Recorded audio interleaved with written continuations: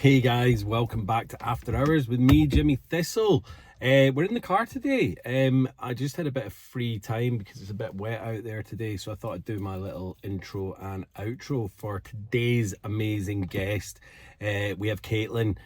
This is out tomorrow, Thursday, which is Caitlin's birthday, and it's a big one.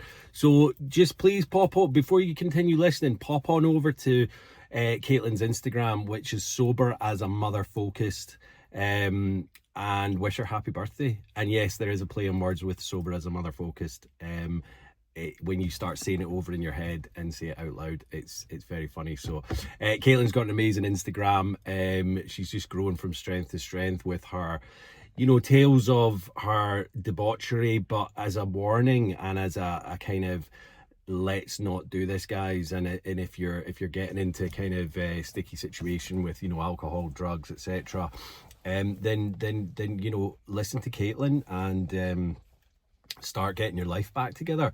It was just so lovely having Kaitlin on the podcast. She's just an amazing guest, and she had sadly, tragically, quite an unhappy childhood, and escaped into kind of fantasy films and books and things like that, because tragically she did have just quite a bit of death in her kind of family and in her life when she was growing up, so much so that at age 9 she found herself sat on a window ledge just thinking, I'm gonna jump.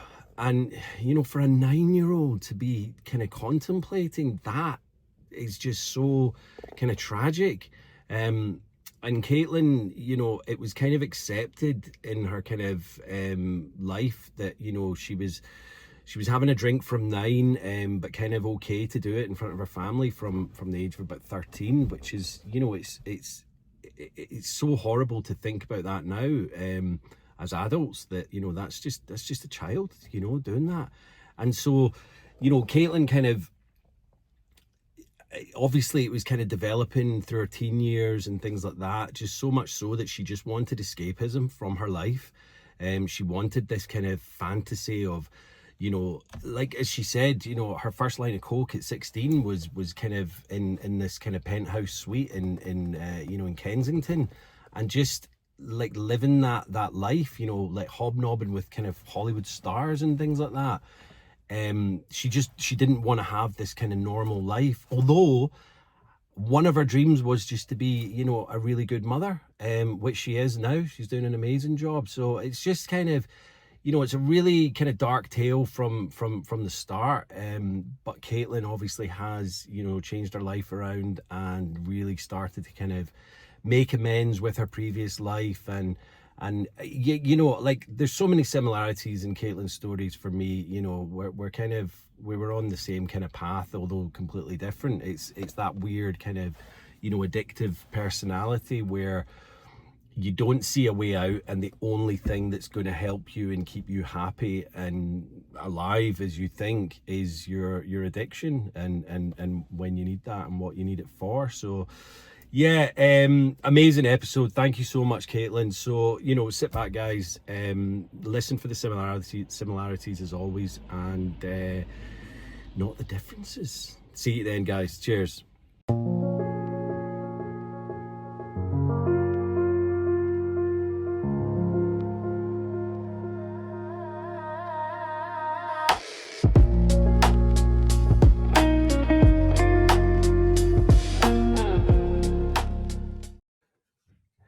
Kaitlin, welcome to After Hours. How are you today?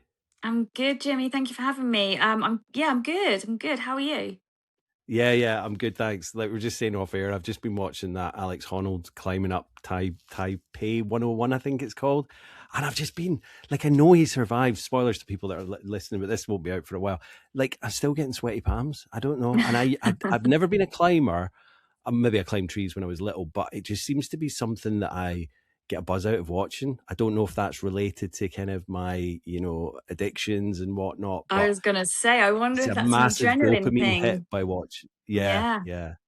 Just by watching it, because I know I'm safe and he's, but I'm just like, I know he survives, but I'm like, yeah. So that's what I've been kind of doing this morning. Yeah. I am going to check this out now, because I didn't know what you were talking about. Now I'm going to have to go and have a look. Well, they did it live on Netflix last night. So it was meant to be 1 o'clock in the morning, and then they cancelled it because of the weather, and then it went back on. But obviously, I was asleep at that point. So they did it live on Netflix. So if he dropped, like, there's no nets, no nothing. He did it without ropes, and it's like, that's it, gone. So it was, I can yeah, see pretty how that scary. would relate to the life of an addict and an alcoholic, to be fair. Yeah. Well, I was speaking to a friend years ago, and he was massively into like fast motorbikes, doing just lots of extreme sports. And I was never into that kind of stuff. But when I thought about it, like, he was getting his dopamine hit from all of that, whereas I was getting it elsewhere, closer to Hmm. home, I guess. So yeah, there are these things kind of related. And I think if Alex Honnold wasn't out doing that, he might be doing something else, you know? It's a bit of a I wouldn't kind of like to catch say. 22. Well, exactly. Kaitlin, thank you so much for coming on. Tell us a little bit about your kind of childhood, where you grew up, and when you had your first drink. We'll take it from there. Yeah, okay, cool. So my childhood was, I never know what the right word to say about this, because as I go through recovery, my Hmm. childhood, my view of it can change. Certain parts of it can change, that's for sure.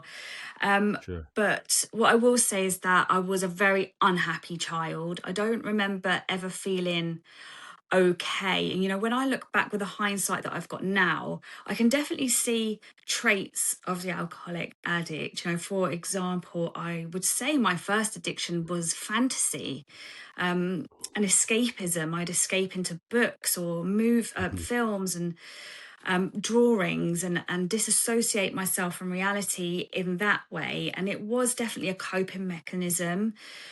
Hmm. Um, Food also was another thing as a child. I was secretive about it. I'd steal it, I'd hide it. I wouldn't be honest about what I'd eaten and how I'd got it. And Right. I've always felt less than. I always had severe FOMO. Like, what you're doing, I need to do that. What you've got, I need Hmm. that. Um, and I think when you sort of couple that with some abuse and some neglect, sometimes I ask myself, what was I born this way, or is this is it a result of my childhood? And What did they my say? answer is Nature versus nurture, isn't it? nature versus nurture. Exactly. Yeah. Yeah. And Yeah. when I look back, I think there definitely were signs, but do we have the monopoly on escaping into fantasy as children and feeling less Hmm. than and overeating? No, people do that who Yeah. are not addicts. You know, there was quite a lot that I went through as a child with regards to family situations. We moved around a lot. I went to lots of different schools. 90% of my school life, I was bullied. I Mm. experienced quite a lot of death and loss as well as a child, and that certainly didn't help. And I actually remember being 9 years old and sitting on my windowsill in my bedroom, ready to jump out because I was so unhappy that I wanted to die. And Jesus. that's not normal. No. What is it about me that made me unable to cope with life? Yes, a lot did go on. I think, but then, you hear stories of people where they say, I've got no childhood trauma, and they still become addicts. So I don't know. I don't know Yeah. I if mean, that's I what it was. I've said it before in the podcast. Like, I mean, my parents split up when I was 6, and the loss of a few grandparents and things like that, but no real major trauma to speak of. And like, Mm, I was talking about this a couple of weeks ago. Like, all of my group of friends that I went to school with, we all, maybe I was the instigator, but we all started doing the same nefarious things at the same time, and it was just, mm. but, I'm not in touch with a lot of them, but I know for a fact that none of them ended up like I did. So we all kind of grew up in the same Yeah, village, all similar kind of childhoods and all that. But then I ended up this way and others didn't. And then when I got sober and started researching and looking into my past, I was like, what has caused me to be like this? But I didn't have any major trauma to speak of. And then, but mm. as you say, there are people that have sometimes more trauma than maybe what you went through, but then they don't end up. So where does it kind of, well, I mean, I don't understand my own I kind of do think, addictions. yeah, I do think I was born with a predisposition to it for sure. Yeah. But I think that the circumstances. in my childhood exacerbated it. Of And, course, yeah, yeah, I was, as a child, really, I was allowed to drink. I think right. I would have been 9 when I was bought my first drink. Um, yeah, I was 9 years old, and it's funny you say that about you and your friends, because I remember it, and I was with, I won't name her, but I was with a friend doing that, and both of Hmm. us have turned out to be alcoholic addicts. Right, Um, right. And the thing is, though, Caitlin, like I say that they're not, but they may be in that kind of middle of the road grey area drinking, but where it is a problem, but they're not admitting it yet. I don't know, as I say, because there's a few of them that we're not in touch anymore. So, yeah, as much as I'm saying they're not as outspoken as I am with it, they might still be having their own kind of demons as well. So, this is the thing. Like, yeah, how well did you try and hide what you were doing? You don't know how well other people are hiding what they're doing. exactly. And also, Yeah, yeah, addiction shows up differently for different people. yeah, Sometimes it shows up through work. yeah. That can be really Shopping. destructive to somebody's life and their family. Shopping, that's something I'm still working on. Yeah. Yeah. I mean, It really gym does can show be up a thing differently. as well. Sorry, Yeah. sorry, go on. Yeah. No, it's fine. And I really agree with you on this gym thing, because I speak to lots of people through my social media, and a lot of them say, "Oh, I quit doing that and I took over with a gym. This is much healthier. This is great for me." And Hmm. my answer to that is, what are you going to do if you get an injury? How are Yeah, you going to manage then? The yeah. gym is not the answer. In my opinion, the gym is not the answer. Yeah, is it good for you? And should you do it? Yeah, of course you should. But it shouldn't be replaced. No, and Addiction shouldn't be replaced with the gym.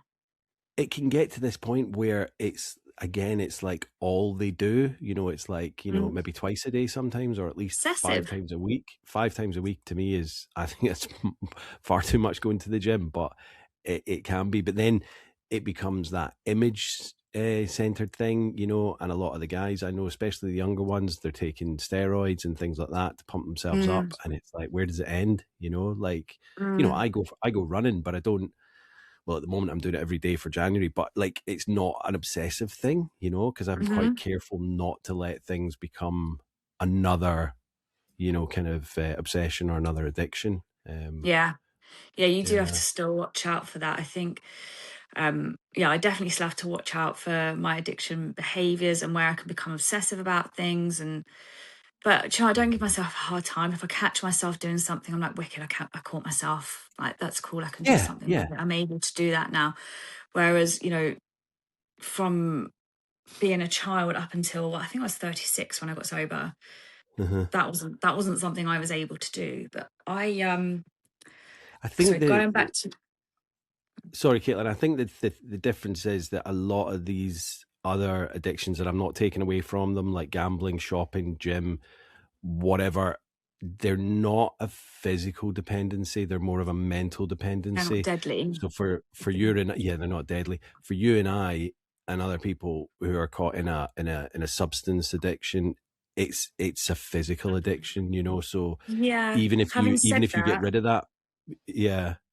sorry, having said that though, with gambling, I would say actually it is deadly, because there are so many, Of course, yeah. particularly men, who have gambling addictions that commit suicide because they Yeah. can't handle it. So actually, I think gambling is deadly, and food can also be deadly, Of you course. know. Yeah, sorry. I But mean, I we hear we what kind you're of we just skipped saying, road, and but yeah. cigarettes and stuff. But I hear what you're saying, that they don't have that sort of immediate danger like drugs and alcohol do.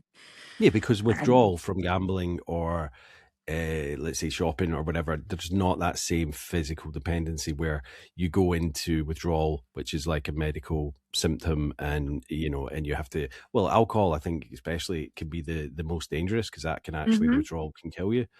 Yeah, Whereas I don't think for things like opioids it can actually be fatal. I think it's horrible.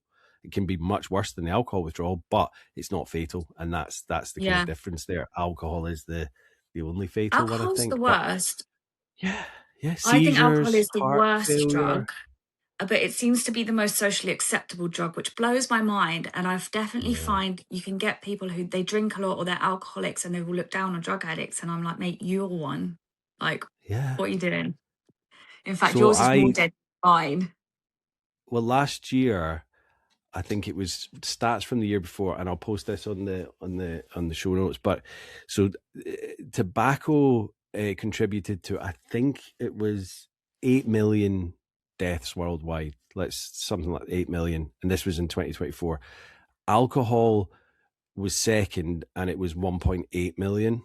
So it wasn't as high as tobacco, but under that, all the illicit and illegal drugs like that everyone's kind of using it. So it wasn't just like opioids or whatever. It was like cocaine, heroin. We're all clumped together, and they only accumulated something like 450,000, which obviously still a massive amount. Yeah, But and it's it's not like, okay, but it's not, oh, it's not. but it's Yeah, massively under the two legal drugs. Like what? yeah. Like where does that come from? It's insane. I don't But as you know. And say, then, no, sorry, I was interrupting you. no. Sorry, I've interrupted you, but that's the conversation. But I was going to say, like, as you said, people said, "Oh my gosh, someone that's a heroin addict or they're a cokehead or whatever, they're having this, this stigma against them because they're a drug addict and it's the worst of the worst." And but you know what? Like, alcoholism is so widespread, and I know I'm using that word, but that doesn't matter. It's like if you're going home and sinking a bottle of wine every second night, that's you've got an issue there. Plain and Mm, simple. But yeah. people don't want to admit it because they're holding down a job, they're doing this, they got the family, blah, blah, blah. But they're not an addict. Yeah. Which I Yeah, and disagree I with. hear that a lot. I meet a lot of people actually who tell me that they're grey area drinkers, and think, okay, Yeah. I don't know. Yeah. I don't get that grey area drinking thing. I Well, don't know I if it's just think, because it's not me, and I think, look, you can definitely be like a hardened drinker. You can drink every day and not be an alcoholic. Like, I get that. Maybe that's what the grey area drinking is, but yeah. I definitely think people can hide behind that label when actually you're an alcoholic. Oh, But I know. people I don't mean, want I to think, admit it. It's a horrible thing to admit. yeah, I do agree. I mean, it is a term that people more often than not use because they don't want to use the word alcoholic. I don't really I don't use the word alcoholic for myself anymore because I'm not physically dependent on it. I did sit in rooms for, over a couple of years saying my name's Jimmy and I'm an addict or I'm an alcoholic because it fit and that's what I was. But people don't want to use that word because it has such a negative connotation to it. All Yeah, you and all to you think each of their is like, own. yeah, exactly. But I 100% think to each their own. using the grey area drinking one, if it helps people to come to terms with what's wrong with them, then that's cool. But also, if you're not as bad as I was or you were, and you think, right, that's okay, you're going to end up like that bad. It doesn't get easier. It doesn't get any better. It Mm. doesn't go No, it's away. It progressive and only gets deadly. worse. It only Exactly. gets worse. Exactly. Yeah. Yeah. But So yeah, the more and more alcohol's a people that can weird one. stop. Like, you're Go on, allowed sorry. to. I was just saying, alcohol is such a weird one because although, in my opinion, it is the worst one. That's the one most of us sort of start on, isn't it? Like I said, Yeah. I was allowed to drink alcohol when I was 9. By 11, I was smoking cigarettes. By 13, I was allowed to go out and get drunk. Like, that's Wow. wild, in my opinion. But Yeah.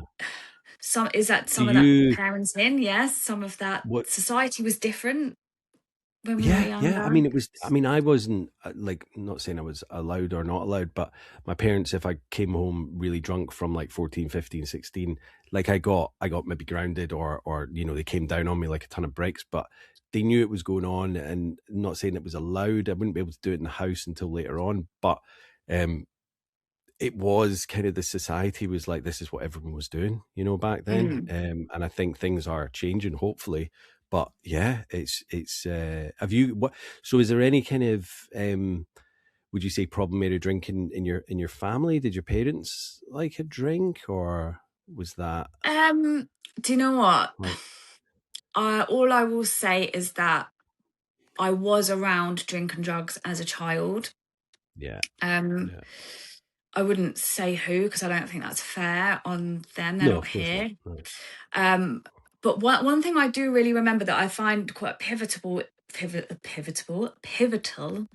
in my journey is I do remember being 11 and my one of my family members was in the office with my other family members, and I was like, "Oh, what are you doing?" And she was like, "Well, I think you're old enough now, and you can be trusted to know that we're smoking weed." And I was like, "Oh my god, drugs? What the Mm, hell? You're not doing mm, that, are you?" And they're like, "Yeah, we do, and it's okay. It's not bad. People will tell you it's bad, but it's not bad." So I was like, "Oh, okay," because you know what, you get warned, don't you, at school, drugs are bad, don't do drugs. But by that point, I'm already drinking, and my family members are telling me that drugs are good. And all I'm seeing from people drinking and taking drugs is the grown-ups are happier and they argue less and there's less shouting.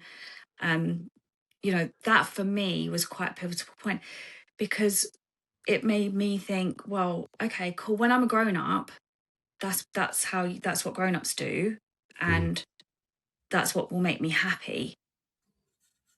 Because that's what you're seeing. That's the kind of the relationship you're seeing with it. But that's when they're, and going back again, sorry, I people always used to say, oh, that weed's the gateway drug and it will lead on to harder drugs and this, that, and the other. The gateway drug for me was alcohol. Like, I didn't do anything until I had drinking, and then it was weed and other stuff. But like, and that cigarettes. whole thing about, it all went hand in hand. It was like everything stemmed after I'd had those first couple of sessions drinking.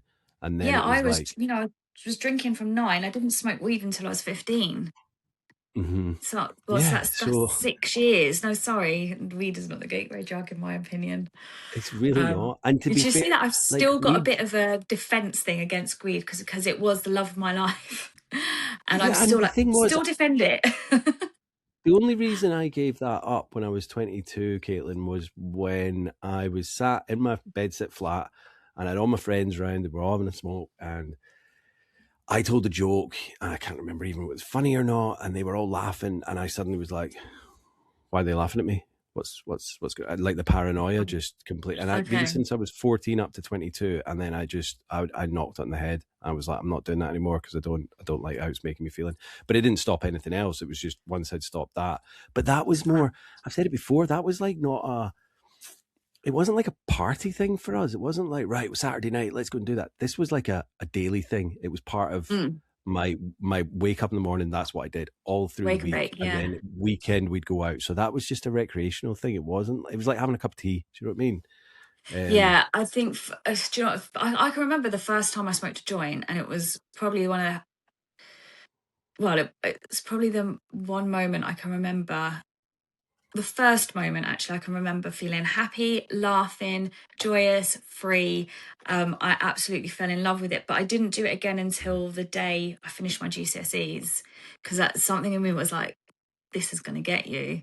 And I finished my GCSEs, I finished my last exam, went and smoked a joint, and from that day, I smoked every day, morning, noon, and night.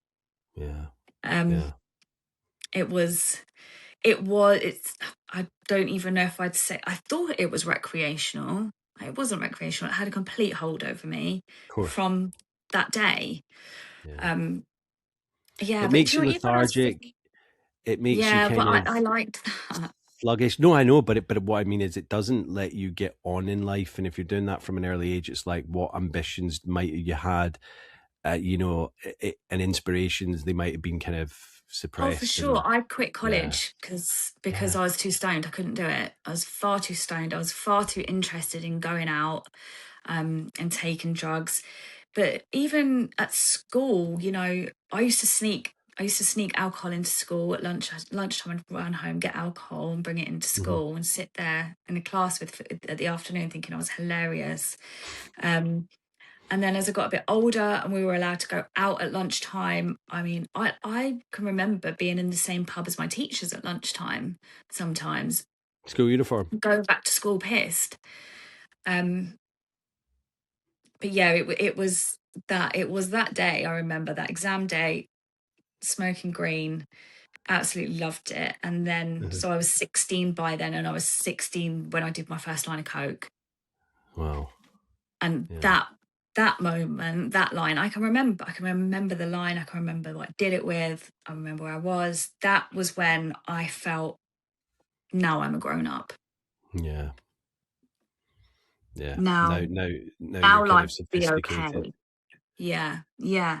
And then I kind of got swept up in the. I thought it was quite glamorous, if I'm honest. Of course it I was very naive and young, although I thought I was a grown up. I really fucking wasn't. Sorry, am I allowed to swear on here? Yeah, of course you are. But it's that whole thing where it's like, you know, I mean, in the 80s, it was what, the yuppies and all the people in Wall Street were doing coke and this, that, and the other. But then it became like, it was still expensive, but it became everyone was doing it. So it lost that glamour, but we still thought we are sophisticated, like rock stars doing this. Do you know what I mean? Yeah, Even 100%. though, And my first line, I was in a penthouse on High Street Kensington. So I was like, wow, oh, well, look you at were me. living high life, yeah. I'd come from, look, I had nothing growing up. We had no money, like Yeah. nothing, to being there. And then all of a sudden, I'm on the London club scene and I'm partying with people, Hollywood stars, and life's completely changed. And I'm like, I'm associating cocaine with this lifestyle. So Mm-hmm. to me, it was part of the glamour. And you know, as I said before, I was so unhappy before. This was a whole new life and a whole new world for me, and I fully embraced it. Mm-hmm. And how did Um, that? So, like, what? Obviously, you did your GCSEs, and then did you go straight into work or uni, well, or no, you said you I gave up tried to. college for a bit? Yeah, I Yeah. tried to go to college, but yeah, I was too stoned, so I had to leave. And then I went and worked. Yeah, I went and started working, just in a Mm-hmm. shop. Um, you know, and I liked that, but I was sort of. I thought that there were no consequences to my drinking, my lifestyle at that Mm-hmm. age, but there really was, because I'd get into trouble at work. I'd be late for work. You know, I without a doubt would turn up at work stoned every day. I wasn't Mm-hmm. going to work for that joint, and one for lunch break, and one for my tea break, and um, because I didn't realise, and I just couldn't handle life on life's terms. I couldn't cope with normal life, so I used drugs pretty Yeah, much, yeah, yeah, well, every day. Yeah, every yeah. day. I was working, but yeah, like I said, I didn't think the consequences were coming in, but they definitely were, because, you know, I'd find myself in these quite crazy situations, like being locked in trap houses and I wasn't allowed to leave. I was Mm. kidnapped once. I was nearly raped twice. I was found myself in the house of, I won't say who, but they were a very big international sex trafficking gang. You know, all these Right. like crazy scenarios, but to be honest, all the good still outweighed the bad. So I shrugged those things off. I was willing to just ignore them, because I felt like if I didn't have the drugs and the lifestyle, I'd just be the old Kaitlin, and I didn't want to be Yeah, her. I wanted to you're be the just new normal. You're Kaitlin. just, yeah. You wanted to be someone in your eyes that was being special rather than, you know, just Yeah, being yourself, which I'm sure is amazingly special. Do you know what I mean? It's like, but you're thinking, especially when you're young, you want this kind of, I guess it's almost ambition to be like part of this party scene and living life to the max and all that. It was exactly the same. yeah, And you think yeah, that is a form of living, but it's really yeah. not. Yeah. No, And you're it willing to put wasn't. up all with all this kind of danger and risky lifestyle in order to live that life. Yeah. And it's Yeah. so scary to look back, isn't it? Yeah, it was. And do you know, I had my boyfriend was a dealer, Mm. and I'll never forget even him turning around to me and saying, like, do you have to? And that was a point where I was like, oh, you know, maybe I'm doing a little bit more than my friends are. I'm doing it in different situations to my friends. Maybe, you know, this isn't quite right. And ultimately he broke up with me, and I was devastated, and I didn't handle that very well at all. But my point is that, you know, I think, you know, when your dealer boyfriend's telling you you're doing it too much, maybe you're doing it Yeah. a bit too much. And yeah, to be honest, the years that followed that, I grew up, and I got a job, and I could probably count on one hand how many times I did any kind of, even a drink. Like, I just didn't do it for a really, And do you really long think do you time. think it stemmed from that breakup, from him saying those things and you thinking, oh, right, I've I actually think pushed it this was a too far? culmination of, it was a culmination of things. It was Yeah. that, it was, I'd read a couple of books actually. I'd read Daniela Westbrook's autobiography, No, and right, yeah. I could see myself in it, and I was like, okay, that's not ideal. And then I'd read another book. I recommend this book to anyone in recovery. It's called Rachel's Holiday by Marion Keyes. Oh yeah, Even if okay. you're a man, even if you're a man, read that book. It's Yeah. incredible. And I was like, oh I haven't shit, read any okay, Man and Keys, but I'm my wife her. has. Yeah. And and some other stuff that probably won't go into, but yeah, I did stop for ages. But what I did do is instead of having the drama in my life that way, I found myself in a really abusive situation. And I was very much controlled and coerced and bullied and manipulated and blackmailed, and it was physical, and that was wild. And so I actually would say that was probably one of the most, in fact it is the most pivotal part of my journey, because when I was a child and I Hmm. was unhappy, I had growing up to look forward to.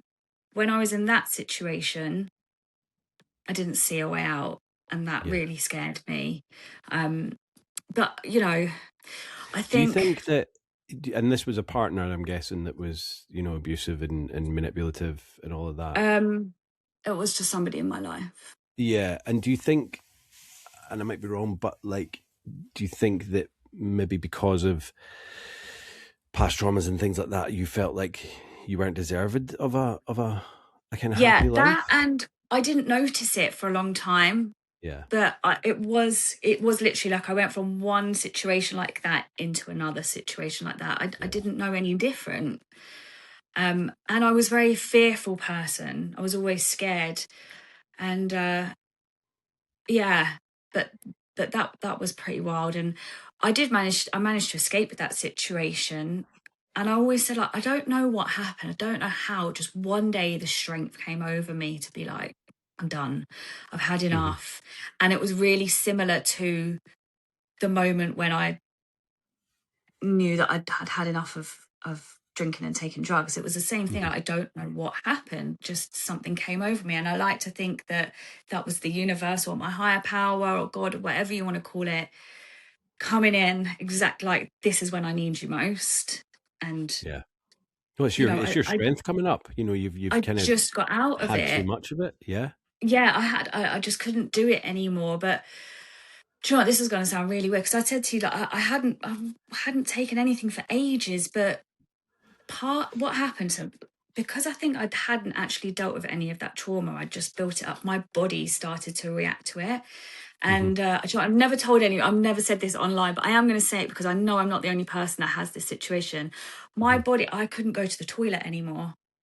Yeah. And it was because my body was so like scared and in fight, flight, or freeze. And anyone Oh who's wow. ever done cocaine knows that the first thing, as soon as you've made that call and it's on the way, you can go to the toilet. Yeah. Yeah. So Yeah. Absolutely. yeah, so that's how it started creeping back in for me. That, and I won't put it all down to that. Part of it was like, okay, I've got out of this situation. I want to be me again. And Uh-huh. me was the party girl. But it was definitely, that's what brought it in, from it being just going out at the weekend again to midweek using. And it's funny because most people wouldn't come out and publicly say that online, but it is something I'm hearing more and more as I'm talking to other people. They're like, yeah, I couldn't go to the toilet without lying. Yeah. So, Yeah. I mean, people it's say that it's not, that it's only psychologically addictive, but I disagree with, I definitely disagree with that. I know I had physical, but when I came off of it, I had physical problems as well. So yeah, I, that was, I think any type of chemical can have an addictive reaction to it, especially if it's mm, something that is as moreish as cocaine, for instance. There is yeah. definitely, maybe not as bad as alcohol and heroin, for instance, but there is definitely, there's going to be Oh, there's it's going to be definitely some kind of moreish. withdrawal. Moreish is the right word as well, isn't it? Because I always Yeah. think like addiction and alcoholism it's the illness of more, isn't it? Yeah. The more you do, the more you need to do. Yeah. And it's not And just like in an evening, you maybe, I don't know, spend 50 quid on a wrap or whatever it is, but it's like, I know it's a lot cheaper now, but that's never enough. That's the thing with that. It's like you're constantly chasing that initial first hit.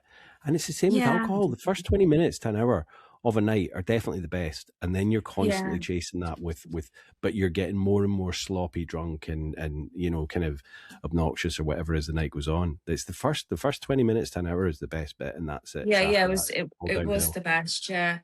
Yeah, no, Yeah. I did really like it, but um I'd say, you know, addiction and alcoholism, whether or not you know you've got it, it's Hmm.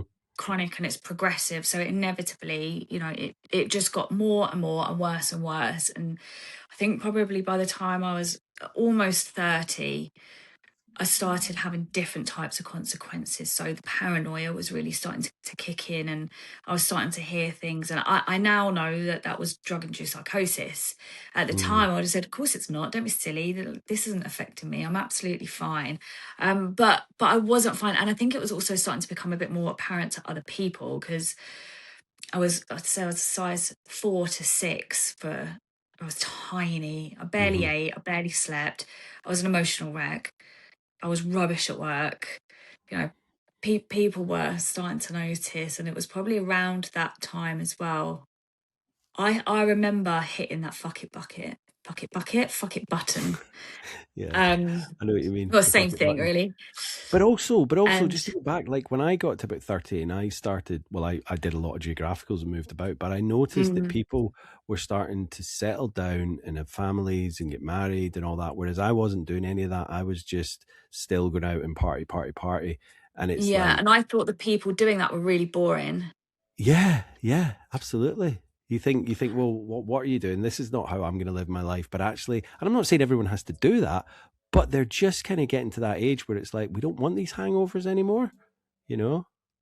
Mm, Yeah. yeah, yeah, but we just didn't have that No, off as you button say, we until pressed the fuck it until button. Yeah. things have to get, I think for people like us, things just have to get so painful and so Mhm. bad that the only other option is to do something about it. Well, what did they say? Jails, institutions, and death. And I did a bit of Yeah. jail, did a bit of institutional stuff. And then I was like, no, I don't fancy the third one just yet. So, Yeah. 100. That's exactly what it is. I think for me, like I towards the end, I realized I was killing myself, but I also realized I didn't want to die. And it's yeah. like, okay, well, what are you going to do about this then? Yeah. So sorry, go back. You said you pushed the fuck it button when you were just early 30s there. Yeah, I did. And yeah, I can remember I was in my car and I just thought, oh, do you know what? Fuck it. I'm gonna do as much as I want when I want to do it. I don't care if I get into debt. And at the time, I thought that that was me having control over the situation. But obviously, I now know that Mm. that's when I truly lost control. My head was telling me I still knew what I was doing and this was my choice. Um, but of course, it wasn't. It was totally unmanageable. And it's, you know, I Hmm. still went out and stuff. I did still do that, but I definitely started having more kitchen parties and um On your own, yeah. yeah, well, sometimes they were by myself, sometimes they were with other people, but even when they were with other people, by a certain time I was like, right, everyone's got to go. I'm done. I've had enough. Oh, you can all go, because I wanted to carry on by myself. Yeah, yeah, yeah, yeah. Yeah. Even and it's fun because my head would tell me like, this is going to be fun, you're going to do it all by yourself, but all I'd fucking do is be on my own, turn off all the lights, turn off the TV, crawl underneath the window so that whoever was, I thought the SWAT team were watching me so that they couldn't see what I was doing. I didn't want my neighbours to know I was awake. I'd be holding my breath so I could hear every little sound that was going on. Like it wasn't fun. It wasn't a party for one anymore. It was hell for one. Yeah. But the disease tells us, like, it's a disease of isolation, and it tells us that this Mm, is what we want to do and this is what is fun. You know, I was like sneaking downstairs at like 5, 6 in the morning. This is when I was with my ex, and I knew she had wine in the back of her car because she poured everything and hidden everything else. And I knew she had a box of wine, not a box, but a box of 6 bottles of wine in the back of her car. She'd kept it there because her dad had sent it over for Christmas and he was coming over from France and whatnot. So I was going out and basically just pilfering this wine out the back of the car at like 5, 6 o'clock in the morning. Like, how is that? mm, I'm not working, but they're going to then get up I'll have hidden the bottle of wine somewhere. They'll get up, they'll go to school or work and all that, and I'll just sit at home and, you know, drink all this wine that I've just taken out of my partner's car. Like, what how's that? Yeah, You and then know, you've got to living. figure out how to hide it. Like I used to feel like And then when I replace it. came into when I came into recovery, I was like, I don't have a problem with alcohol, and then I was like, then I started finding empty vodka bottles in the back of my wardrobe, and seeing like I used to refill vodka bottles with water.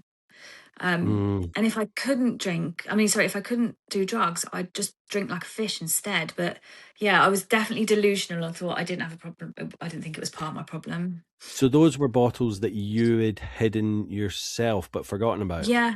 Yeah, Yeah. yeah, yeah. I know that. And it's like Yeah. You sometimes I know, would drinking find the too bottle and much at I'd be like, lunchtime. yeah, And then it's like, oh, I've got to do this. How am I going to pick kids up from school? Okay, yeah, we're going to have to all walk. Or I'm going to have to phone or email the school and say, oh, I've been caught up. Can you ask them to walk home? Like, okay, but alcohol's not part of my problem. I think it yeah. might be. Like I did the same, and we only lived about 10-minute, 15-minute walk from the house, from the school. And I would go every now and then. She would text me and say, "Can you pick the kids up today?" And I'd be like, "Oh." Sometimes I'd just say no, because if I was in a right mess, I'd be like, "Nah." But if I called it my sober level, which would mean probably about a quarter, well, at least a half bottle of vodka, and I would be like sober. You wouldn't tell I was drinking, but I know if I went to the school, there'd be other parents there, and so I would just kind of sneak in the back, and I would stand in the middle of the playground, far away from anyone, because I knew that I would be stinking, and I didn't want to have a conversation with anyone, and I would just get them, and then we'd get back up the road. But I feel so ashamed now that I went and picked these kids up, Same. you know, under the influence, and it's like, but what else was I to do? Yeah, I do still feel shame and guilt. And sometimes people say to me, how can you share this stuff online that you shared? Like, aren't you ashamed or aren't you embarrassed? And it's like, part of me is, yeah, but part of me knows how powerful sharing my experience can be for another mum. So Yeah. I think it's really important that I do it. I think it is. And also, I think that us being open and upfront about it and you telling your story, it's going to help people. But also, if someone has the audacity to say, "Oh, how are you not ashamed?" and all that, yeah, of course you have shame and you're dealing with it. But there's parents that will be going home this week, Tuesday night, Wednesday night, Thursday night, whatever. They'll be coming home, put the kids to bed, and sinking a bottle of wine and thinking nothing of it. Do you know what I mean? But it's like, what happens if anything happens to little Tommy or Philippa? Do you know what I mean? And they need to go to hospital. You can't drive I've them. said Do you know that what I mean? This is the so many thing. times. I've said that, and I think like people do judge me, and that's fine. Like, let them. But Yeah. I think, look, with us, when we go through the recovery process, and I know you said you started off in AA, didn't you? So I'm assuming you did Yeah. the steps. Yeah. Well, I mean, I did Yeah. mine more through NA, but I started in Okay. AA and then I moved to NA because I preferred NA. But yeah, same So when we business. do Yeah. that, we spend a lot of time looking at ourselves and our behaviors and what we did wrong and what we could do right. Whereas most parents don't do that. They never do that. So yeah, I can sit here and say I couldn't pick my kids up from school, or I couldn't take them to hospital if they were ill. But actually, I think most parents do that. If they're really honest with themselves, like you said, 2 glasses of wine, you should not be you can't drive your child to hospital, or you shouldn't be. Yeah. Yeah, And I used to see mums all the time because I worked in a pub, and the mums would come in at lunchtime, have a couple of glasses of wine, go into the school run. Well, you shouldn't be doing that either. Or bring the kids in after school. I mean, my mate lives in Ely across, Yeah. and he was saying that he goes to his local pub, and it's like, it's more like a bistro thing. It's lovely, kind of all decked out. It's really nice, and you know. But he says like 4 o'clock every day. He's not in every day, but you know he'll maybe pop in for it because they sell coffee as well.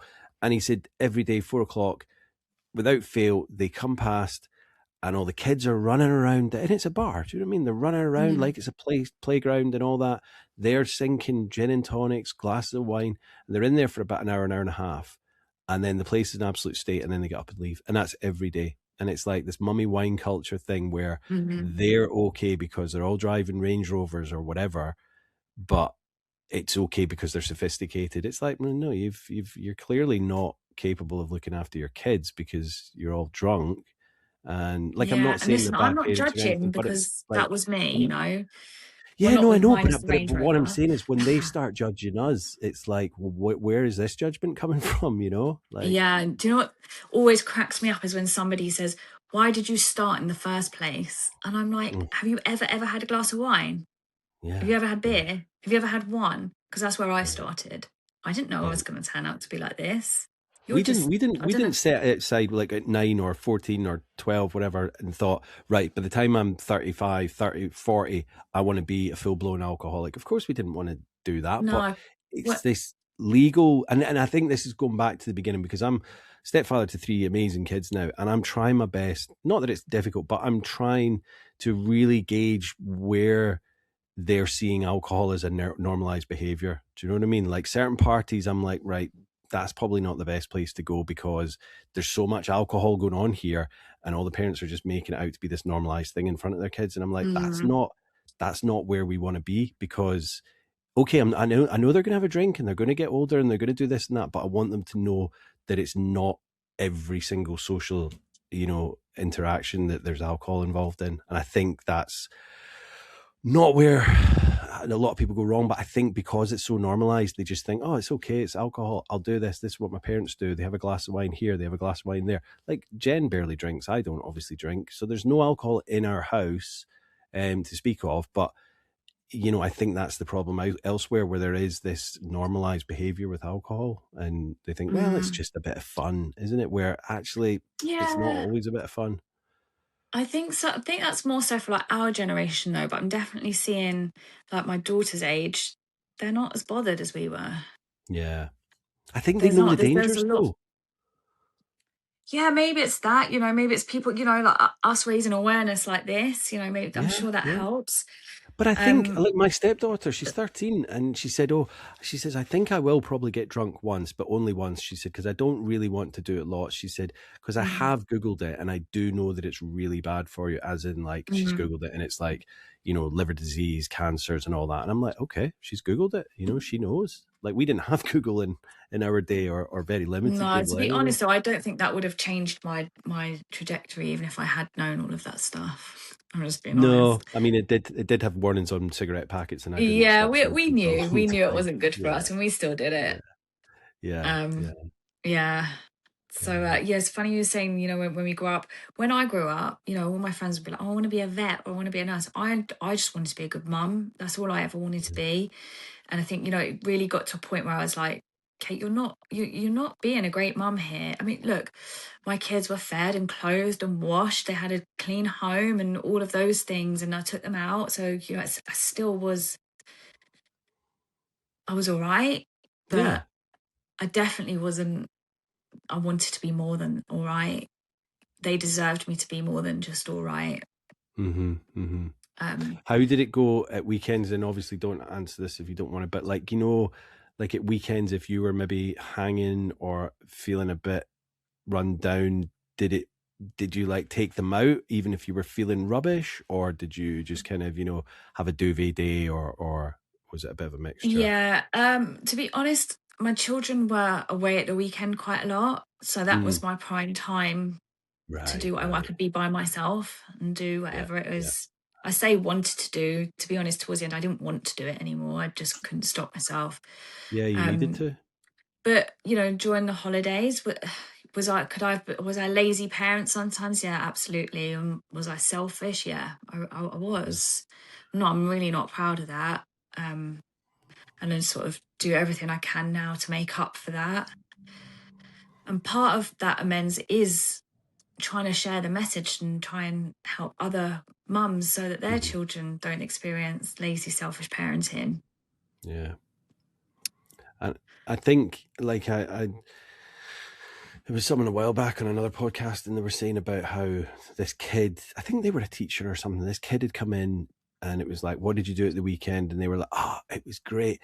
We got to spend the entire weekend on the iPad. Now, the kid obviously Mm, was like beside themselves because this was great fun. Most kids are like, right, you're allowed an hour on it and then you're off. But this kid got to spend the whole mm, weekend. The teacher never really kind of looked into it, but he was like, thinking back, that was possibly because the parents were pretty much just hanging all weekend and just, Yeah, it's that kind of thing, isn't it? Like yeah. the kids think it's all right. Like my children, they wouldn't know any of this if I hadn't have told them. That they wouldn't have known what Because I you was shielded them doing. from it, yeah, because you still had that kind Yeah, of I moral did, compass yeah. to go, right, you know what, I'm not having stuff lying about in bottles and all that. No, I Like, I was am really going to still tidy careful. up. Yeah, because you've still got that kind of moral, compass to kind of follow. And I get that. Like, I was the same. I spoke about this a couple of weeks ago. I always had hiding places for my vodka, mostly from my ex, but like, I remember one time, I think I was swigging from this bottle of vodka, and I could hear her coming in the kitchen, and I quickly kind of threw it into a cereal box. And then I realized that it was in the bran flakes. And I was like, well, no one's going to no one's going to eat the bran flakes. So No one needs but I those. still had that kind of, compass mentis to hide it from the kids. I knew they wouldn't have drank it if they found it. They knew that it was vodka No, and it that they were too wasn't young that. for It was that. more But I just didn't want them to know. I didn't want them to see. I yeah. didn't want. Do you know what I think as well? Like my oldest child was getting older, and people were starting to say to me, "Oh, are you going to go out drinking with her?" And I think, Mm, oh God, I got to get a grip on this because I was starting to get sloppy. Might I offer her something I don't want her to have, or like I might encourage her to drink more, or I just. I think yeah. I always say like my children, as much as I wish they weren't enough to get me sober. If they were, I would have got sober a really long time ago. Yeah. But they absolutely are enough they definitely help keep me sober. Because when I Yeah. look at them now, I think what I've got with them now is so different to what I had with them. Because you're present. Um, because I'm present. So like other people judge us on what they see us doing, right? Yeah. Including our kids. So they think everything's all right. But inside I was dying. Yeah. And I was starting to scare myself. I was starting to think. Honestly, I thought about harder substances towards the end, and I Mm. started to really sort of scare myself. And I'd love to tell you some really exciting story about my final rock bottom, but that there isn't one. I had lots Yeah. of experiences throughout my drinking and using history that most people would think, oh my God, didn't that make you stop? Why didn't you stop then? And it wasn't those. It might have been a combination of those, but ultimately, I was in my garden smoking a joint, and I had, a moment or a few moments of clarity and a window of opportunity, and it was just like, this is your time. I was so exhausted with that lifestyle, and the my mental health wasn't good. My physical health was shocking. I don't know how honestly, I don't know how I was still alive towards the end. Emotionally, I was a mess. Financially, I was a mess. Mm-hmm. And I was sick and tired of being sick and tired. I had been trying the whole year. So this was the end of August. The whole year I'd been trying to quit. So in the January, what I decided I was going to do to start moderating was I wouldn't do any coke, I wouldn't drink anything, so no other drugs, but I was allowed to smoke weed. Yeah. So, and I could just about stop drinking and sniffing, but my weed consumption fucking skyrocketed. I mean, I thought I Yeah. smoked a lot before, but I couldn't get enough of it. I was smoking so much of it. I was getting up in the night to smoke it. And that But was also, really did fucking you? painful and unmanageable as well. Oh, yeah, yeah. I mean, sorry, Kaitlin, were you smoking it with tobacco as well, or just pure green? Sometimes, but I could smoke pure green, Yeah, yeah. yeah. Because I Yeah. think sometimes a lot of the time, I mean, when I started smoking weed, I call it weed. It wasn't weed. I was smoking like resin back in the day. That's what we smoked, but we always mixed it with tobacco. So there's obviously a massive addiction there as well, because nicotine Yeah. and tobacco is Oh, a huge also would addiction. have told you that I don't smoke. I Right. came into recovery. Alcohol's not a problem, and I Yeah. don't smoke. Yeah, yeah. And um, apart from so did you never smoke then? Like if you were going oh out no, for a night out? yeah. Yeah, I Yeah, yeah, smoked when yeah, I yeah, went out. I smoked when I was yeah, buzzing. So basically, I smoked nearly every day, and yeah, I had put a cigarette in some of my spliffs. So I smoked every flipping yeah, day. yeah, yeah, yeah, yeah, But we're yeah. delusional, aren't we? You know, Oh, when we start to get clean and we come out of that delusional state, we start to see things for what they really are or what they really yeah, were, and yeah. that's a bit of a game changer.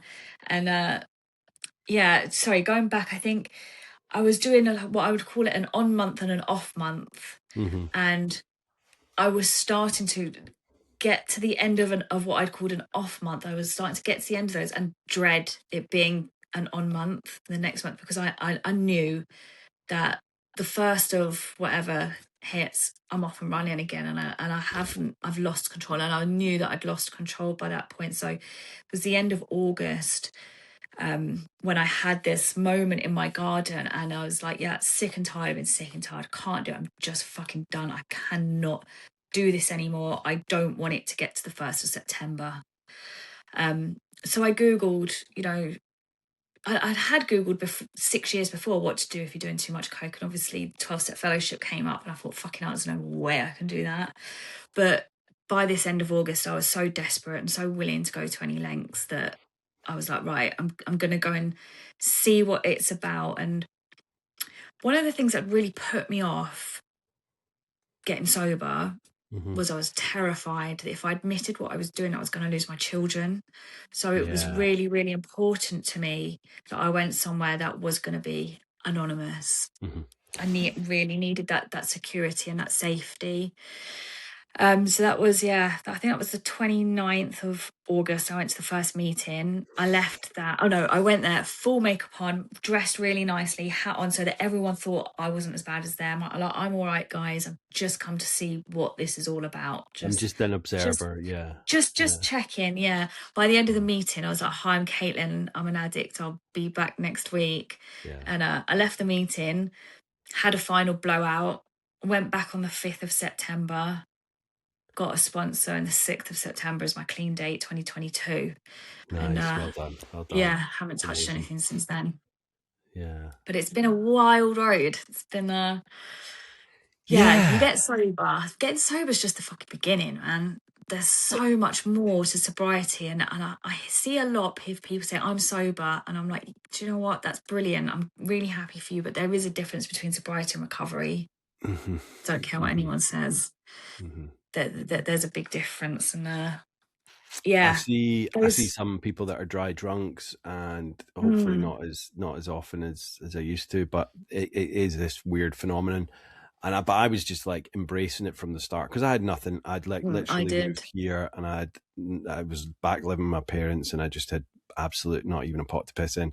So everything that I've built up now is just all wins that have come from not drinking and using, and it's Mm, like, I'm like, now I'm like, why was I doing that? I was just constantly keeping well, myself down, putting my life in a dangerous place, and alienating myself from friends, family, and loved ones. And it's I just think madness.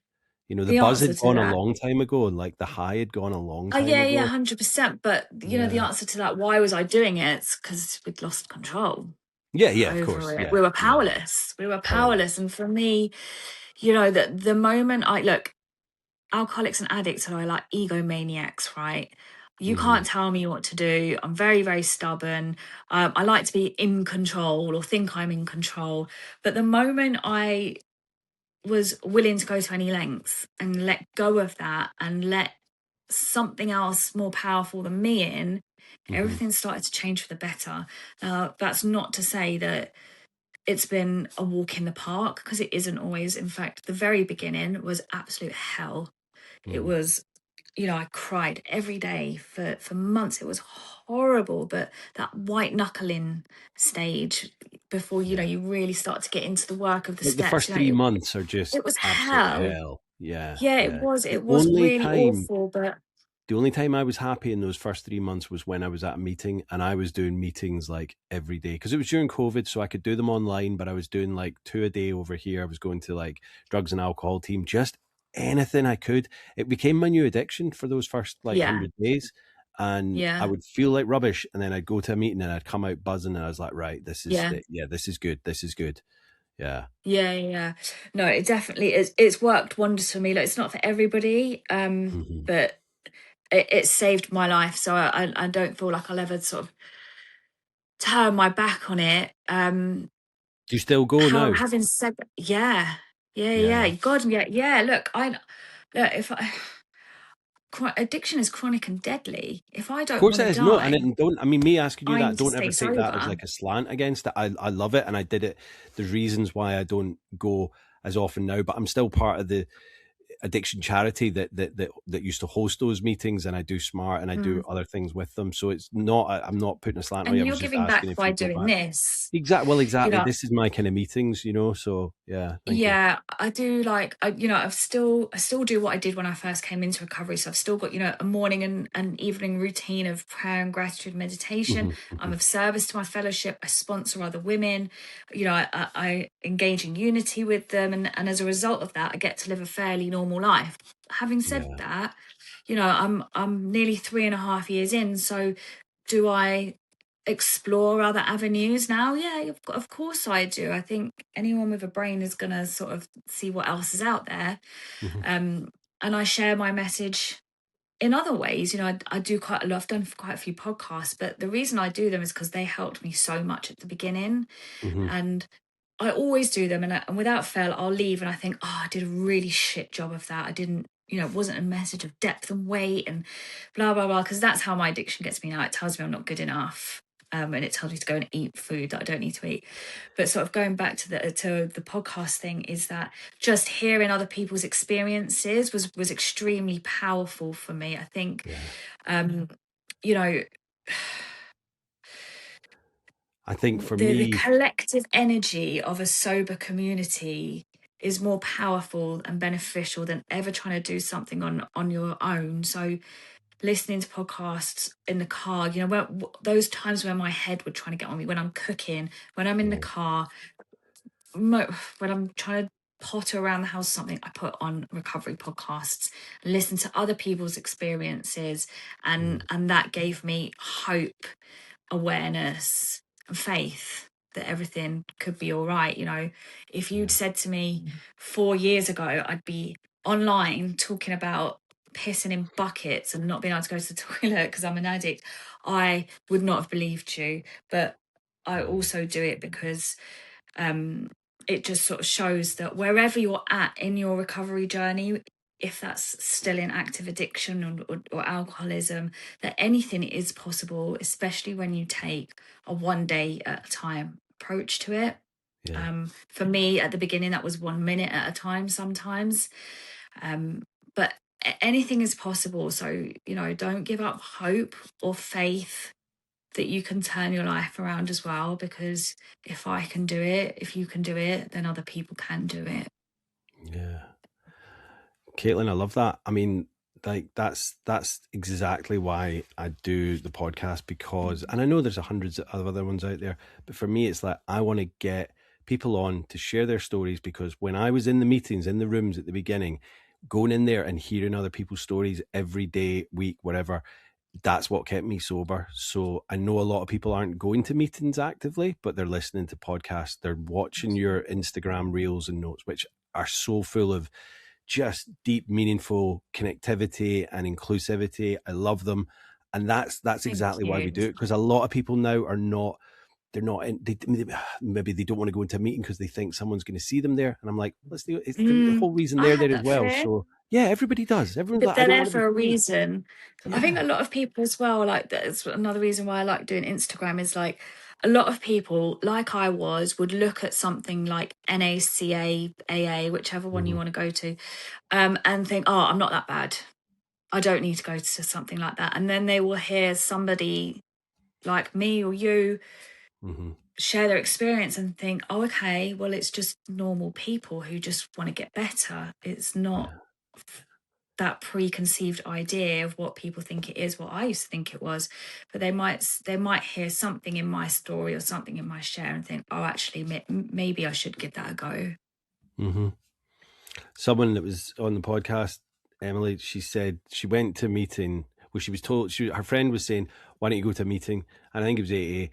And she said, well, I'm not an alcoholic. And her friend said, well, what do you think an alcoholic is? And she said, well, someone that's like lost their job, alienated themselves from their family, maybe drinking on a park bench. And she was like, and her friend went, or? And she went, what do you mean? She went, somebody who wants to give up alcohol but can't.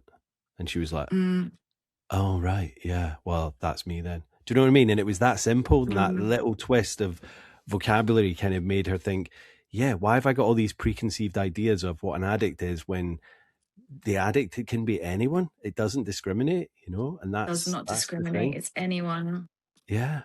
I mean, it's people, as I've said before, I see people in Tesco's all the time and I'm like, oh, my heart breaks for them because they're like filled their shopping trolley full of booze, which they clearly look like they can't afford, but that's all that's in the trolley. And I just want to go over and give them a big hug and go, there's a way out of this, but I'm not going to start doing it because I'd be a No, weirdo. and I've learned the hard way not to do that. You know, it is attraction, not promotion.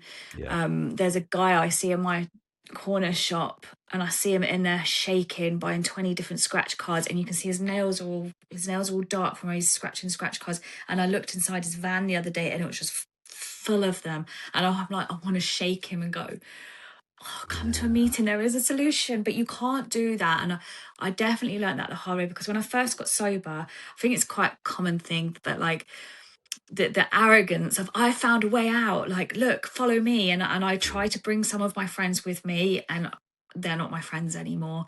And I do wonder if that's because, you know, I tried to push something on them that they weren't ready for. So I just am very careful. They know where you are and they might come back to you later on down the road, you know, Yeah, because they're like, if that's what's meant to be, you know, maybe those people are only meant to be in my life when we needed each other most. Maybe they're not. I don't know. I'm not God. I'll find out one day. But yeah, I'm really trying to be really careful with like my Instagram and stuff. It's like I don't give tips. I don't tell anyone what to do. I just try and share. This is where I'm at. I'm by no means a finished article. I had this experience, or this is what I did to do that. But I really don't like telling people what to do, because I know that if people had come to me when I was in active addiction and said, you've got a problem, you need to do this, I would have just told them to fuck off and isolated myself even more. Because you weren't ready and I wasn't ready, but then when I was ready, it was like, okay, let's do this. And like when people message me and say, oh, what did you do? How did you do it? And I'm like, well, all I can tell you, all I can suggest to you is what worked for me. That might not work for you. That's exactly what I say.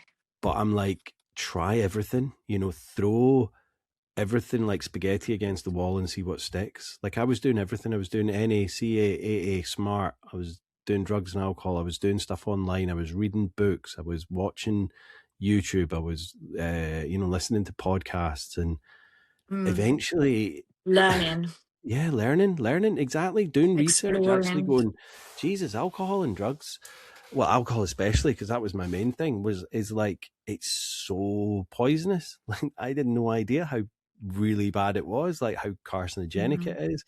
And I saw a post the other day and they were talking about, it was just on Facebook, and it was saying how the World Health Organization has now classified bacon, sausages, and ham as like category 1 carcinogen. And I was like, all right, okay. I mean, I know that red meat and that kind of stuff's bad for you, but in moderation. But also it said category 1 carcinogen along with tobacco, asbestos and radiation.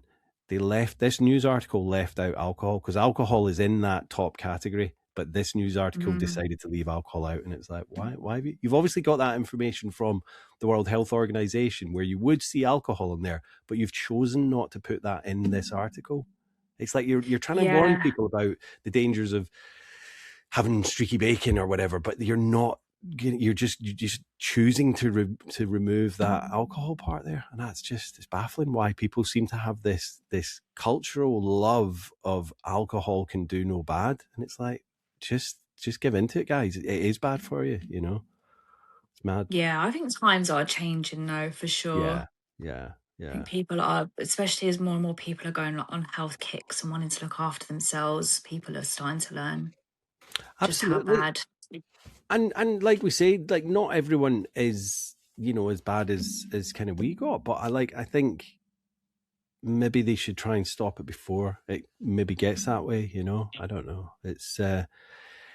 I'm not obviously saying that alcohol is going to be outlawed and it's going to be illegal and any of that. That's never going to happen. But all I've said is, like, let's put warnings on the bottles. Like, I know what we're saying about tobacco. It didn't stop us, but it might stop some people. People might pick up a bottle and go, oh, I didn't know it caused 7 types of cancer. Oh, maybe I'll have something else instead. You know what I mean? If it just helps one person at a time, then yeah, it might make a difference. But people are getting healthier. People are kind of researching and doing their own research. So yeah, it's a strange world out there. What advice would you give, Kaitlin, to people that were kind of just early days or sober curious, or just thinking, I need to do something about this problem? Those are two different questions. Yeah, well, yeah, true. Yeah, like I said, I do try and be really careful about giving somebody advice because I don't want to put somebody off. But all I can tell you is what worked for me, and that was getting to a meeting. I really needed to let go of my stubbornness and my self-will, my arrogance, and just let somebody help me. Mm-hmm. I spent a lot of time, like you just said, exploring, finding out what it meant to be an addict or an alcoholic, and just educating myself. I learned a lot about the neuroscience of it all. That I found that really helpful. But yeah, ultimately, what worked for me was 12-step fellowship. I think you just got to be brave. I think realizing that you've got a problem is the biggest step, and then the next step is get into a meeting. Once you've got your foot through that door, you've done the hardest part. So embrace what's waiting out there for you, because there is a beautiful life waiting out there for all of us. Anyone who's stuck and thinks that they can't get sober, you absolutely can. You just got to find the right people, find the right place, and do what works for you. What worked for me doesn't necessarily work for anyone else. So if that way doesn't work for you, find another way. I do hear people making a lot of excuses to not get sober. Like, oh, the help's not here, or no one's helping me. Well, I'm sorry, but if you want to get sober, you need to take the action. It's for you to do. It's not for anyone else. No one can do it for you. You've got to put your big girl or big boy pants on and go out there and find something if it's what you really want. Yeah. No, without a doubt. I think that's great. And Kaitlin, do you regret getting sober and clean? No. No way. I'd be dead if I hadn't have got sober and clean. No way. Yeah. And how I much want to be more here for my kids. How much more has your life got better since making that step? It's immeasurable. Yeah. Because my life was pretty shit before. I was very blessed to have my 3 children, but other than that, it was a shit show. Yeah. And it's not perfect now. I still make mistakes. I still have to say sorry. But yeah, there's no words to describe how much better my life is, because I've not experienced this kind of life before. But will I swap? No way. No, we still have our ups and downs, but you know what? What is it they say? Like, my worst day sober far, far exceeds and outweighs my best day when I was in active addiction. You know what? I never used to understand that saying, because I was like, listen, I had loads of great days in active addiction. I really did. And I defy anyone to say that anything different. Yeah. So my worst day in recovery for my best day, no, I wouldn't swap if you're looking at it like that. But what I wouldn't do is go back for one day, because it wouldn't be one day.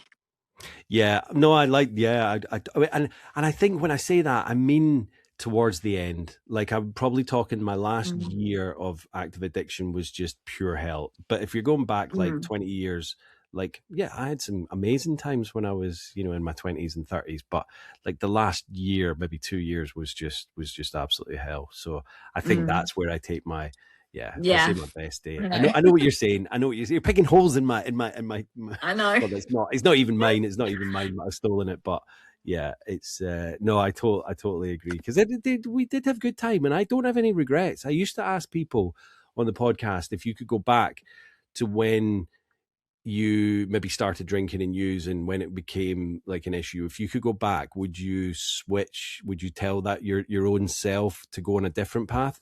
And like the resounding answer was, well, I'll let you answer it first.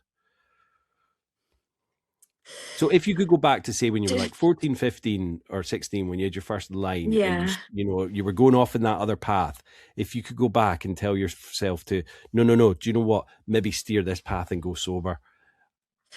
That girl wouldn't have listened to future me, for starters. Yeah. No, it wouldn't have worked. I just don't think that would work. And I'm here for a reason. My life's gone the way it's gone for a reason. And I'm okay with where I am now. If I was, you wouldn't be the person that you are. So I wouldn't stopped be asking who I am questions. today. I actually, you know, when you hear people say I'm very grateful, recovered addict, I feel like that. I do. Do I wish certain situations were different? Yeah, of course I do. But ultimately, overall, I wouldn't change it. No. Yeah, look, yeah, I definitely, you know, there are situations I can pinpoint and think, oh, I really wish I was more present with my kids for that, or really wish this, but all of that's what's got me here. And I don't know where I would be if I hadn't have been this person. I could have gone a completely different path and have been equally as unhappy or more unhappy. I don't know. I know exactly. It doesn't even bear thinking about, because, like, you know what? I got married in August last year. I've got an amazing little family. I've got like relationships with my immediate family, all so much better than what they were before. And if I'd gone in some other path, like, I wouldn't be reveling in the life that I've got now. And as we said, like, I do have my up days and down days, and life's not perfect, but it's so much better than what it was. And I don't want to think about who I might have been had I not been ever, No.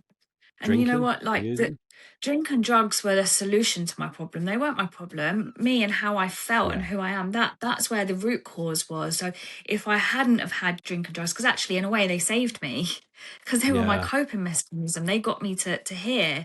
If I hadn't have had those as a coping mechanism, what else might I have picked up? Because I would have picked something else up, because that's who I am.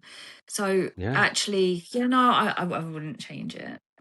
I might have been climbing skyscrapers and falling off one. Do you know what I mean? Like, not being world famous and on Netflix, but just climbing it for a bit of a few extra likes on Instagram, and then accidentally falling off. And so that doesn't even bear thinking about. No. Where can people find you, Kaitlin? People can find me on Instagram. I've done lots of other podcasts, but I won't name them on here. No, that's fine. I'm on Instagram. It's called Sober as a Mother Focused. Yeah, I love it. It's a great name. Do you know what? It was just, I think I was just changing it one, because it was originally my personal Instagram, like, and I just started posting little bits about my sobriety, and it kind of took off. So I was like, I need to give it a name. And I was like, I'm just sober as a motherfucker. And I was like, oh, do you know what other word can I use for fucker? And I was like, that works really well, because ultimately my main focus is my children. So being a mum is what I always wanted to be. So that name works. And then, so that's where people can find me, Sober as a Mother Focused, on Instagram. I love it. It just slips off the tongue. And also you might, say the wrong thing if you're saying it quickly. So, yeah. Have you got any recommendations? I know you recommended. A bit of cheekiness. Well, exactly. It's great. When I saw it, I was like, oh, yeah. When I was like, I read it. And then when I read it out loud in my head, I was like, oh, I see what she's done there. That's smart. Yeah. Have you got any recommendations for a book, podcast, or a film with regards to recovery? Yeah, I highly recommend, and I don't think it's intended to be, but please, anyone read Rachel's Holiday and Again Rachel by Marion Keyes. Cool. I've read them in the madness and I've read them in recovery, and I've got two different experiences with them, but both of them have been very, very beneficial to my recovery. Cool. Nice. Yeah, I'll add them to the show notes. Any podcast or film? You don't have to if you've not really, because film's always been a massive thing for me. And I've seen, you might enjoy The Outrun. It was based on a book by Amy Liptrot, but it was out as a film, not last year, the year before. and it's got Saoirse Ronan in it. It's just an amazing depiction of alcoholism, drug use. It's an awesome film. Oh, do you know what? I actually watched a TV show on BBC. I kind of can't remember what the name of it was now, but that was really good. It was about this man and this woman, and it showed them meeting at Edinburgh University, and then you'd see them a year on, coming back together, and I he think it's was an called One alcoholic. Day. That's it. That I really liked that. I thought that showed it really well. Yeah.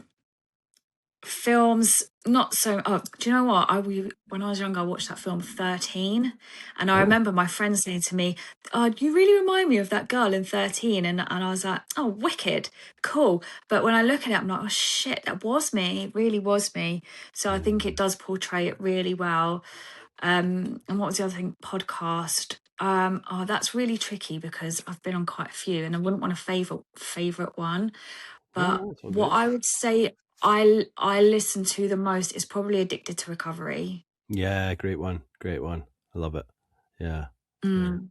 I mean, there are loads out there, but I've got my favorites, and then I'll speak to someone else, and they've got their favorites. So there's just, do you know what I mean? It's whatever kind of resonates with you, and I love the fact that there are so many out there because they're growing and growing and growing, and it's like it just gives so many people a different outlook or a different kind of scope on getting into recovery and getting better. So I love it. Yeah.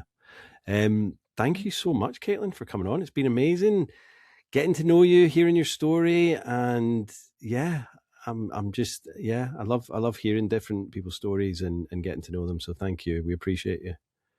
I appreciate you inviting me on because, do you know what? Like a few years ago, nobody would have wanted my name next to anything to do with them. So it's a privilege to be able to come on and work on your podcast with you. Well, thank you, and have an amazing Thank afternoon, you. and we'll chat to you too. soon. All right, take care. Cheers, Kaitlin. Bye-bye. Bye. Thank you, Kaitlin. Amazing guest, amazing story, and just so full of hope and prosperity now that she's sober and clean. From going from like being kidnapped and waking up in just some dubious kind of surroundings to then just realizing that this wasn't serving her anymore and that she needed to make a change, and doing everything and anything that was suggested for her. I love the fact that she's still steeped in the kind of fellowship and using that and helping others, because she's done her 12 steps, and she's kind of helping sponsor other people, especially kind of women and mothers, to get themselves sober, but still making sure that she's not preaching or trying to give tips and things, just kind of keeping it that this is what worked for Kaitlin, and then that can potentially help others. So check out her page as Sober as a Mother Focused. Always makes me laugh when I read that back. I don't know why. I'm just a child at heart.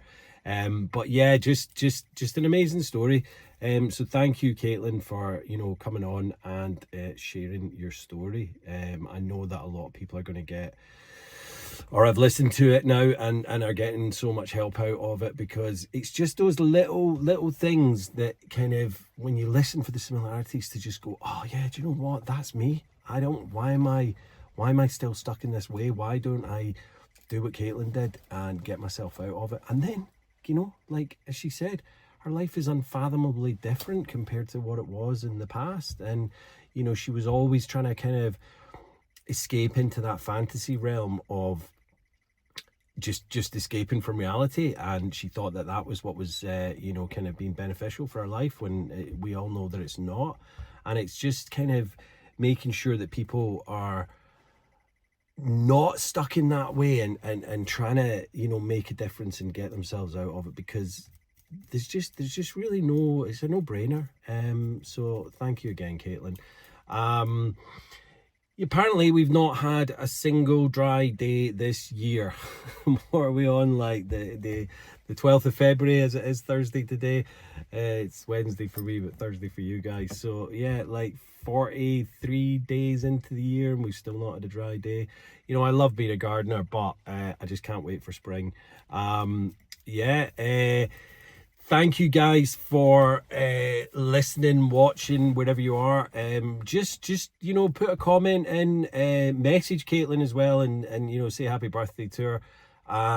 You know, message the podcast, let us know what you're thinking, what you want to see more of. Just kind of, yeah, we want feedback, and this is how we grow. I want to just say thank you to everyone that's listening and watching. So stick a 5-star review on for me saying thank you. Don't know what I'm talking about. I'm waffling now. I'm in the car and it's raining. But yeah, thanks again, Kaitlin. Have an amazing weekend, guys. Thursday's the new day for drop day, so you know we're coming up on the weekend. Just remember, if you are thinking about going to the pub on Friday night or having a drink at home, think twice about it. You know, just sit with it and go, why am I doing this? What do I need this for? And it will pass, and then you can get through the weekend, and then your future self on Monday will be thanking you for it. So yeah, share the podcast, guys. As I say, hit the 5-star review, put a comment, use the fan mail thing on Buzzsprout, and yeah, have a great weekend, guys. So stay safe, stay sober, and stay supportive. Love you all. Peace.